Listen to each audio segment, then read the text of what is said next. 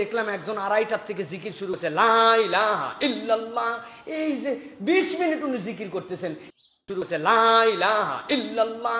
এই যে 20 মিনিট উনি জিকির করতেছেন। কেউ তাহাজ্জুদে আছে, কারো ছোট বাচ্চা আছে, মা বেচারি ওই বাচ্চা উঠে গেলে সাহারি খেতে পারবে না, আপনি ওই বাচ্চারে সহ জাগাচ্ছেন, আপনি মুরব্বিরে কষ্ট দিচ্ছেন, কিয়ামুল লাইল করতেছে, আশপাশে হাসপাতাল আছে, ছোট বাচ্চা আছে, কোনো বুদ্ধি বিবেচনা কিছু নাই, মসজিদের চোং লাগায়া আপনি একদম হই হুলস্থুল ডাকা শুরু করছেন। কত গজল পারেন নিজে নিজে গান, আপনার বউ বাচ্চারা শুনেন আপনি বাড়ির মধ্যে যায়, আপনার মাইকে গজল গেতে আপনারা কে বলছে? আপনারা অন্দাজি আপনি 3 বার সতর্ক করে একবার ডেকে দিলেন, আপনি এই পর্যন্তই শেষ।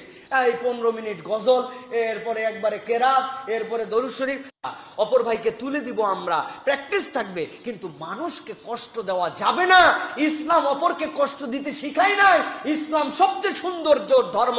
আমরা আমাদের অধার্মিক আচরণের দ্বারা ইসলামকে অন্যভাবে উপস্থাপন করছি মানুষের কাছে, ঠিক না? সুতরাং অসুস্থ অনেক মানুষ আছেন যারা শেষ মুহূর্তে উঠেন, যারা কিয়ামুল লাইল পড়ছেন, কোরআন শরীফ পড়ছেন, আপনি জিকির করে, আপনি গজল গেয়ে এত অস্থির করতে হবে কেন? এইগুলা কবে শিখবো আমরা ভাই?